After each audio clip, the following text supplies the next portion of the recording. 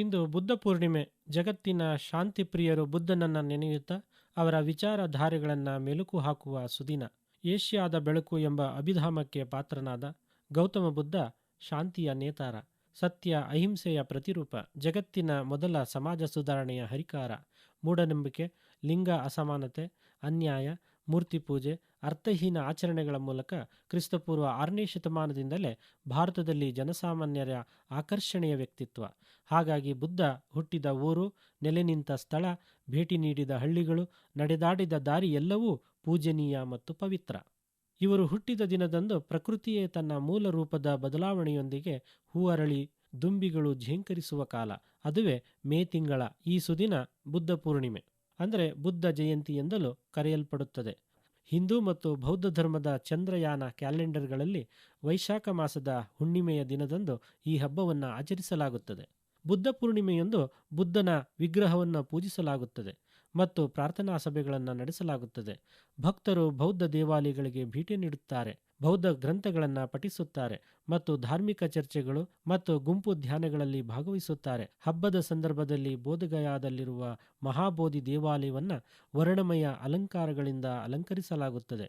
ಗೌತಮ ಬುದ್ಧನ ಜ್ಞಾನೋದಯವನ್ನು ಪಡೆದ ಬೋಧಿ ವೃಕ್ಷದ ಕೆಳಗೆ ವಿಶೇಷ ಪ್ರಾರ್ಥನೆಗಳನ್ನು ನಡೆಸಲಾಗುತ್ತದೆ. ದೆಹಲಿಯಲ್ಲಿರುವ ರಾಷ್ಟ್ರೀಯ ವಸ್ತು ಸಂಗ್ರಹಾಲಯವು ಈ ಸಂದರ್ಭದಲ್ಲಿ ಜನರಿಗೆ ಭಗವಾನ್ ಬುದ್ಧನ ಪವಿತ್ರ ಅವಶೇಷಗಳನ್ನು ನೋಡಲು ಅವಕಾಶ ನೀಡುತ್ತದೆ. ಹಬ್ಬದ ದಿನದಂದು ಅಕ್ಕಿ ಮತ್ತು ಹಾಲನ್ನು ಸೇರಿಸಿ ತಯಾರಿಸಿದ ಖೀರ್ ಎಂಬ ಸಿಹಿ ಖಾದ್ಯವನ್ನು ತಯಾರಿಸಿ ಹಂಚಲಾಗುತ್ತದೆ. ಜಗತ್ತಿನಾದ್ಯಂತ ಬೌದ್ಧ ದೇವಾಲಯಗಳು ಮತ್ತು ಕೇಂದ್ರಗಳು ಬುದ್ಧ ಪೂರ್ಣಿಮೆಯಂದು ವಿಶೇಷ ಸಮಾರಂಭಗಳನ್ನು ನಡೆಸುತ್ತವೆ. ಬುದ್ಧ ಪೂರ್ಣಿಮೆಯನ್ನು ಹೂವುಗಳು ಮತ್ತು ದೀಪಗಳ ಅಲಂಕಾರದೊಂದಿಗೆ ಆಚರಿಸಲಾಗುತ್ತಿದೆ. ಜಪಾನಿನಲ್ಲಿ ಈ ಹಬ್ಬವನ್ನು ಹೂವಿನ ಹಬ್ಬ ಎಂದು ಕರೆಯುತ್ತಾರೆ. ಬುದ್ಧನ ಪ್ರತಿಮೆಗಳನ್ನು ತಾಜಾ ಹೂವುಗಳಿಂದ ಅಲಂಕರಿಸುವ ಮೂಲಕ ಮತ್ತು ವಿಶೇಷ ಹೂವಿನ ರಸದಿಂದ ಸ್ನಾನ ಮಾಡುವ ಮೂಲಕ ಆಚರಿಸಲಾಗುತ್ತದೆ. ಬೀದಿಗಳನ್ನು ವರ್ಣರಂಜಿತ ಲ್ಯಾಟಿನ್ಗಳಿಂದ ಅಲಂಕರಿಸಲಾಗುತ್ತದೆ ಮತ್ತು ಜನರು ಸಾಂಪ್ರದಾಯಿಕ ಜಪಾನೀಸ್ ಆಹಾರವನ್ನು ಆನಂದವಾಗಿ ಸವಿಯುತ್ತಾರೆ.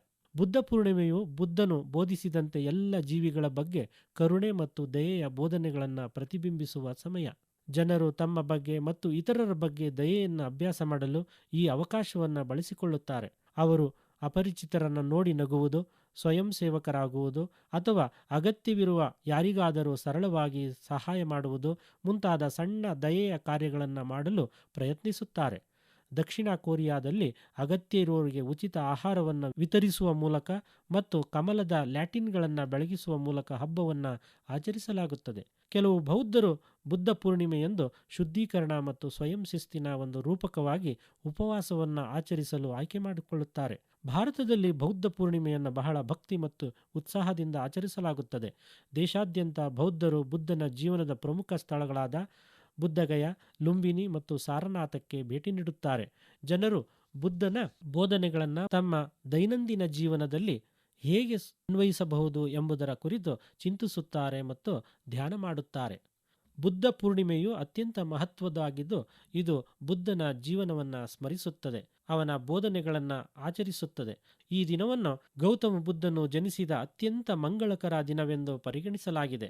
2025ರ ಬುದ್ಧ ಪೂರ್ಣಿಮೆಯು ಭಗವಾನ್ ಬುದ್ಧನ 2587ನೇ ಜನ್ಮದಿನವಾಗಿದೆ. ಪ್ರಾಥಮಿಕವಾಗಿ ಸೌರ ಗ್ರೆಗೋರಿಯನ್ ಕ್ಯಾಲೆಂಡರ್ ದಿನಾಂಕವು ವರ್ಷದಿಂದ ವರ್ಷಕ್ಕೆ ಬದಲಾಗುತ್ತದೆ. ಈ ವರ್ಷ ಮೇ 12ರಂದು ಬುದ್ಧ ಪೂರ್ಣಿಮೆ ಬಂದಿದೆ. ಮತ್ತೊಮ್ಮೆ ಬುದ್ಧನ ಬೆಳಕು ಜಗತ್ತಿಗೆ ಪಸರಿಸಲಿ. ಯುದ್ಧಗಳು ನಿಲ್ಲಲಿ. ದ್ವೇಷ, ಅಸೂಯೆಗಳನ್ನು ನಮ್ಮ ಮನಸ್ಸಿನಿಂದ ಹೊರದೂಡೋಣ. ಸ್ವಾರ್ಥ ಮನೋಭಾವ ಹೋಗಲಾಡಿಸಿ ಪ್ರೀತಿಯ ಬೀಜಗಳನ್ನು ಬಿತ್ತಿ ಅವು ಸಸಿಯೊಡೆದು ಮರವಾಗಿ ಪ್ರೀತಿಯ ಹಣ್ಣುಗಳನ್ನೇ ಕೊಡಲಿ. ಸಾಮಾನ್ಯವಾಗಿ ಆದಿವಾಸಿಗಳೆಂದರೆ ಅನಾಗರಿಕರು, ಅವಿದ್ಯಾವಂತರು ಮತ್ತು ಅವರಿಗೆ ಏನೂ ತಿಳಿದಿಲ್ಲ ಎಂಬ ಭಾವನೆ. ಆದರೆ ಅವರ ಜ್ಞಾನ ಭಂಡಾರವನ್ನು ಹೊಳಹೊಕ್ಕು ನೋಡಿದಾಗ ಅವರಿಂದ ಕಲಿಯಬೇಕಾದ ಪರಿಸರದ ಪಾಠ ಅಪಾರವಾಗಿದೆ. ಇವರಿಂದ ಮಾನವ ಕಲ್ಯಾಣಕ್ಕೆ ದೊರೆಯುವ ಕೊಡುಗೆ ಅಪರಿಮಿತ. ಪ್ರಕೃತಿಯ ಮಡಿಲಲ್ಲಿ ಬೆಳೆಯುವ ಆದಿವಾಸಿಗಳಿಗೆ ಪಾರಂಪರಿಕವಾಗಿ ಅರಣ್ಯ ಜ್ಞಾನವು ಸಹಜವಾಗಿಯೇ ಬಂದಿರುತ್ತದೆ. ಬೆಟ್ಟ, ಗುಡ್ಡ, ಗಿಡ, ಮರ, ಪ್ರಾಣಿ, ಪಕ್ಷಿ, ನದಿ, ಕಣಿವೆಗಳನ್ನು ಗುರುತಿಸುವ ಭೌಗೋಳಿಕ ಜ್ಞಾನ, ನ್ಯಾಯ ಪದ್ಧತಿ, ಮೌಖಿಕ ಸಾಹಿತ್ಯದ ಬಗ್ಗೆ ಅವರಿಗಿರುವ ತಿಳುವಳಿಕೆ ಅಗಾಧವಾದದ್ದು. ಇವರ ಸರಳ ಜೀವನ, ಸಹಬಾಳ್ವೆ, ಹಂಚಿ ತಿನ್ನುವ ಗುಣ, ಹೀಗೆ ಇವರಿಂದ ಕಲಿಯಬೇಕಾದದ್ದು ಬಹಳ ಇದೆ. ಆಧುನಿಕ ಮಾನವನು ತಾನು ಮರೆತಿರುವ ಪ್ರಕೃತಿಯೆಡೆಗೆ ಹಿಂದಿರುಗಬೇಕು ಎಂಬ ಅವ್ಯಕ್ತ ಧ್ವನಿ ಇವರಿಂದ ಕೇಳಿಬರುತ್ತದೆ. ತಮ್ಮ ಜೀವನಕ್ಕಾಗಿ ಅರಣ್ಯವನ್ನು ಅವಲಂಬಿಸಿದ ಬುಡಕಟ್ಟುಗಳಿಂದ ಸಹಜವಾಗಿಯೇ ರೂಪಿತವಾದ ಅರಣ್ಯ ಸಂಸ್ಕೃತಿ ಉಳಿದು ಬಂದಿದೆ. ಕಾಡನ್ನೇ ಮನೆಯಾಗಿಸಿಕೊಂಡ ಆದಿವಾಸಿಗಳು ಕಾಡು ಮರ ತನ್ನ ಸುತ್ತಮುತ್ತಲ ಸುಳಿಯುವ ಪ್ರಾಣಿ ಪಕ್ಷಿಗಳನ್ನು ದೇವರೆಂದು ಪೂಜಿಸುವ ದಾಖಲೆಗಳಿವೆ. ತಮಗೆ ಬಳಕೆಗೆ ಬರುವ ಬೇರು ಗಿಡ ಮರಗಳನ್ನು ಕೀಳುವಾಗ ಸಂಪೂರ್ಣವಾಗಿ ಕೀಳದೆ ಅದು ಮತ್ತೆ ಚಿಗುರಿ ಬರಲೆಂದು ಅರ್ಧದರಲ್ಲೇ ತುಂಡರಿಸುತ್ತಾರೆ. ಮರ ಕಡಿಯುವುದಿಲ್ಲ, ಕಡಿದರೂ ಮೊದಲು ಪೂಜಿಸಿ ಕೊಂಬೆಗಳನ್ನು ಮಾತ್ರ ಕಡಿದು ಮರದ ಮುಖ್ಯ ರೆಂಬೆಗಳನ್ನು ಬಿಡುತ್ತಾರೆ. ತನ್ನ ಹತ್ತಿರದ ಬಂಧುವೊಬ್ಬನನ್ನು ಯಾವುದಾದರೂ ಪ್ರಾಣಿ ಅಚಾನಕ್ಕಾಗಿ ಕೊಂದು ಹಾಕಿದರೆ ದೇವರಿಗೆ ಸಲ್ಲಬೇಕಾದ ಪೂಜೆ ಬಾಕಿಯಿದೆ ಎಂದು ಭಾವಿಸುತ್ತಾರೆ. ಬುಡಕಟ್ಟು ಜನರಿಗೆ ಹುಲ್ಲು ಗಿಡ ಮರ ಚಿಗುರಾಗುವುದು ಆತನೇ ಕಾದು ಕಾಪಾಡುವುದು. ಕಾಡೇ ದೇವರು, ತೂಗಾಡುವ ಬಳ್ಳಿ ಸಾಮಿಗೆ ಜೋಕಾಲಿಯಂತೆ. ಮರದ ಬೊಡ್ಡೆಯಲ್ಲಿ ಕಲ್ಲಿದ್ದರೆ ಅದೇ ಪೂರ್ವಿಕರ ನೆಲೆ. ಇಲ್ಲಿರುವ ಹೂವು ಹಣ್ಣು ಕಾಯಿ ಪ್ರಾಣಿಗಳು ನಮ್ಮ ಪೂರ್ವಿಕರೇ ಆಗಿದ್ದು ನಮಗೆ ತಿನ್ನಲೆಂದೇ ಇಲ್ಲಿ ಹುಟ್ಟಿವೆ ಎಂಬ ನಂಬಿಕೆ. ಇವರು ತಿನ್ನುವ ಆಹಾರವೇ ದೇವರಿಗೆ ಅರ್ಪಿತ. ಇವರ ಆರಾಧನೆಗಳು ಆದಿಮಾನವನ ಸ್ಥಿತಿಯಲ್ಲಿರಬಹುದಾದ ಸರ್ವಚೇತನವಾದ ಶಕ್ತಿವಾದ ಪ್ರಕೃತಿವಾದವುಗಳು. ಯಾವ ಮಳೆ ಬಂದಾಗ ಯಾವ ಹೂವು ಕಾಯಿ ಬಿಡುತ್ತದೆ, ಪ್ರಾಣಿ ಪಕ್ಷಿಗಳು ಯಾವ ಕಾಲದಲ್ಲಿ ತಮ್ಮ ವಂಶ ವೃದ್ಧಿಸುತ್ತವೆ, ವಾಸನೆಯಿಂದ ಆನೆ ಪ್ರಾಣಿ ಪಕ್ಷಿಗಳ ಚಲನೆ ಮತ್ತು ಇರುವ ದೂರವನ್ನು ಕಂಡುಹಿಡಿಯಬಲ್ಲರು. ಯಾವ ಗಿಡ ಯಾವ ಕಾಯಿಲೆಗೆ ಮದ್ದು, ಯಾವ ಸಸ್ಯ ದೇಹಕ್ಕೆ ಹಾನಿಕರ ಎಂಬುದನ್ನು ತಿಳಿದಿದ್ದಾರೆ.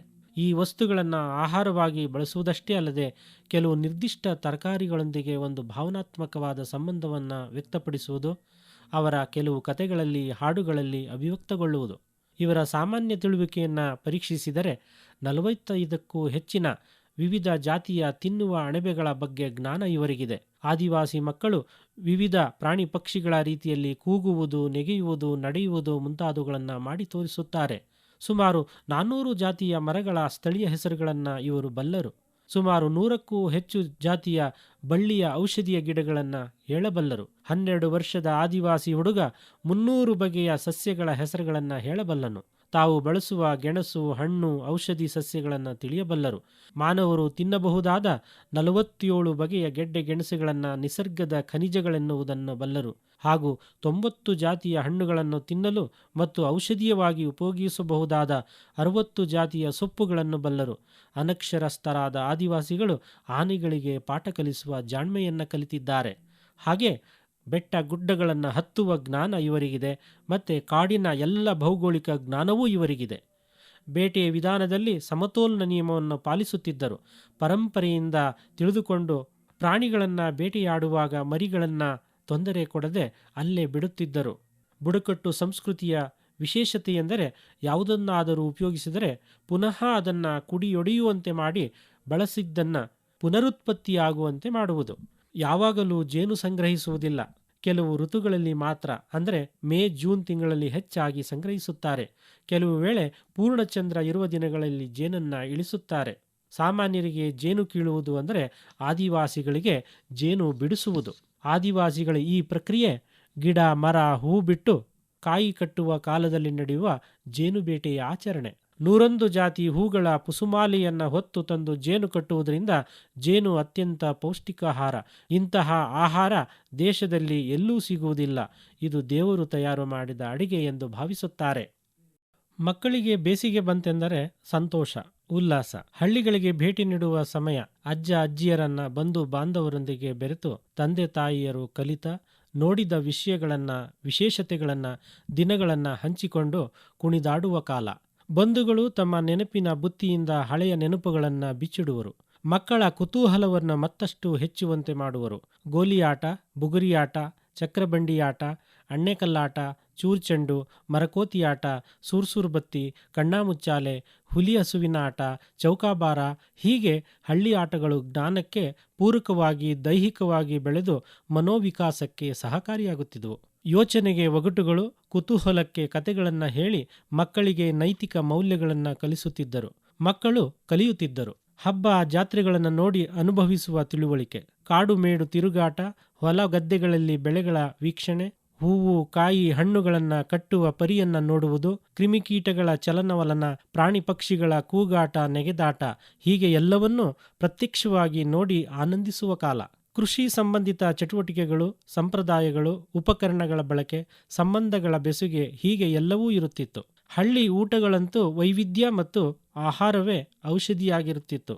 ನುಗ್ಗೆ ಸೊಪ್ಪಿನ ಬಸ್ಸಾರು, ಅಣ್ಣೆ ಸೊಪ್ಪು, ಒಣಗೊನೆ ಸೊಪ್ಪು, ದೊಗಲ್ಗಿರೆ ಸೊಪ್ಪು, ಕೀರೆ ಸೊಪ್ಪು, ಕುಂಬಳ, ಸಾಸುವೆ, ಮೆಣಸಿನ ಸೊಪ್ಪುಗಳ ರುಚಿ, ಹುಣಸೆ ಹಣ್ಣಿನ ಹುಳಿ, ಆಗಲಕಾಯಿಯ ಕಹಿ, ಪಡವಲಕಾಯಿ, ಹೀರೆಕಾಯಿ, ಸೋರೆಕಾಯಿಗಳ ರುಚಿ, ಒಗರು, ಹುಳಿ, ಸಿಹಿ, ಕಹಿಗಳ ತಿಳುವಳಿಕೆ, ಅವರೆಕಾಳು, ಹುರುಳಿಕಾಳು, ತೊಗರಿಕಾಳು, ಅಲಸಂದೆಕಾಳು, ಹೆಸರುಕಾಳು, ಕಡಲೆಕಾಳುಗಳನ್ನು ನೆನೆಹಾಕಿ ಬೇಯಿಸಿ ಮಾಡಿದ ಸಾರು, ಪಲ್ಯಗಳ ರುಚಿಯಂತೂ ಹೇಳತೀರದು. ಅತ್ತೆ, ಸೊಸೆ, ವಾರಗಿತ್ತಿ, ಮಾವರ ನಂಟು, ನಾದಿನಿ, ಮೈದುನ, ತಾತ, ಅಜ್ಜಿ, ಚಿಕ್ಕಪ್ಪ, ಚಿಕ್ಕಮ್ಮ, ದೊಡ್ಡಪ್ಪ, ದೊಡ್ಡಮ್ಮರ ಸಂಬಂಧಗಳು ಪರಿಚಯವಾಗುವುದು. ಇವೆಲ್ಲವೂ ಅನುಭವಿಸಿ ರಜೆ ಮುಗಿದು ಪಟ್ಟಣಕ್ಕೆ ಹೊರಡಲು ನಿಂತರೆ ಮಕ್ಕಳು ಹಳ್ಳಿ ಬಿಟ್ಟು ಬರದಂತೆ ಹಠ ಮಾಡುವರು.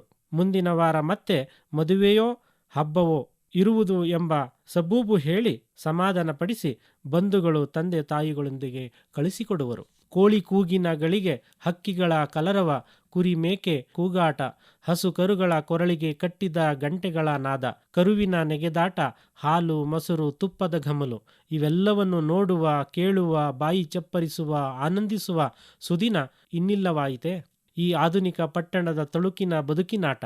ಮತ್ತೊಂದೆಡೆ ನಗರವಾಸಿಗಳಿಗೆ ಇವೆಲ್ಲ ಸಿಗುವುದು ಬೇಸಿಗೆ ಶಿಬಿರಗಳಲ್ಲಿ, ಹಣದ ಹೊಳೆಯಲ್ಲಿ ಮಾತ್ರ. ಹಾವು ಏಣಿಯಾಟ, ಕ್ರಿಕೆಟ್, ದಾಂಡು, ಚೆಂಡಿನಾಟ, ಶಟಲ್, ಬ್ಯಾಡ್ಮಿಂಟನ್, ಸೈಕಲ್ ರೇಸ್, ಪ್ರವಾಸಿ ಕೇಂದ್ರಗಳ ಸುತ್ತಾಟ, ಹೋಮ್ ಸ್ಟೇಗಳಲ್ಲಿ ರೈನ್ ಡ್ಯಾನ್ಸ್, ಹಗ್ಗ ಜಗ್ಗಾಟ, ವಾಟರ್ ರೈಡ್ ಎಂಬ ಅನೇಕ ಆಟಗಳು. ಆಹಾರವಂತೂ ಆರೋಗ್ಯ ಮತ್ತು ರುಚಿಸದ ಹೋಟೆಲ್ಗಳ ಪಾರ್ಸಲ್ಗಳು, ಎಣ್ಣೆ ಬಣ್ಣಗಳ ಆಹಾರ ವೈವಿಧ್ಯ, ಅದುವೇ ಫಾಸ್ಟ್ ಫುಡ್, ಕುರುಕಲು ತಿಂಡಿಗಳು, ಬೇಕರಿ, ವಿನಿಗರ್, ಕೃತಕವಾಗಿ ರುಚಿಸುವ ಬಾಯಿ ಚಪ್ಪರಿಕೆಗಳು. ಬೇಸಿಗೆ ರಜೆ ಬಂತೆಂದರೆ ಮಕ್ಕಳ ಉದಾಸೀನತೆ ಬೇಡ. ಈಗಾಗಲೇ PUCವರೆಗೂ ಎಲ್ಲ ವಿದ್ಯಾರ್ಥಿಗಳು ಪರೀಕ್ಷೆ ಮುಗಿಸಿದ್ದಾರೆ. ಕೆಲ ಮಕ್ಕಳಂತೂ ಅಜ್ಜಿ ತಾಯಂದಿರ ಮನೆಗಳಿಗೆ, ನಂಟರಿಷ್ಟರ ಮನೆಗಳಿಗೆ, ಬಂಧು ಬಳಗದವರ ಮನೆಗೆ ಸೇರಿದ್ದಾರೆ. ಇನ್ನು ಕೆಲವರು ಬೇಸಿಗೆ ಶಿಬಿರದಲ್ಲಿ ಭಾಗವಹಿಸಿದ್ದಾರೆ. ಬೇಸಿಗೆ ತಾಪಮಾನ ಹೆಚ್ಚಾಗಿದೆ, ಕೆಲವು ಕಡೆ ಮಳೆ ಬಂದಿದೆ, ಆದರೂ ತಾಪಮಾನ ಕಡಿಮೆಯಾಗಿಲ್ಲ. ಈ ನಿಟ್ಟಿನಲ್ಲಿ ರಜೆಯ ಮಜಾ ಕಳೆಯುವ ಹಂಬಲದಲ್ಲಿ ಅತಿ ಹೆಚ್ಚಿನ ಮಕ್ಕಳ ಆಯ್ಕೆ ಈಜಲು ಹೋಗುವುದು ಮತ್ತು ಅಮೂಲ್ಯ ಕ್ಷಣಗಳನ್ನು ಅವರೊಟ್ಟಿಗೆ ಕಳೆಯಬೇಕು. ವಸ್ತು ಸಂಗ್ರಹಾಲಯಗಳು, ಪ್ರವಾಸಿ ತಾಣಗಳ ಭೇಟಿ, ಪ್ರಾಕೃತಿಕ ಸ್ಥಳಗಳ ವೀಕ್ಷಣೆ, ಐತಿಹಾಸಿಕ ಸ್ಥಳಗಳು, ವಿಜ್ಞಾನ ಕೇಂದ್ರಗಳಲ್ಲಿ ಕಳೆಯುವುದು. ಹೆಚ್ಚಾಗಿ ವಿದ್ಯುತ್ ದೀಪಗಳ ಬೆಳಕಿನಿಂದ ಹೊರತಂದು ಪ್ರಕೃತಿಯ ಬೆಳಕಿನಲ್ಲಿ ದಿನದ ಚಟುವಟಿಕೆಗಳನ್ನು ಮಾಡುವಂತೆ ಮಕ್ಕಳಲ್ಲಿ ಪ್ರೇರೇಪಿಸುವುದು.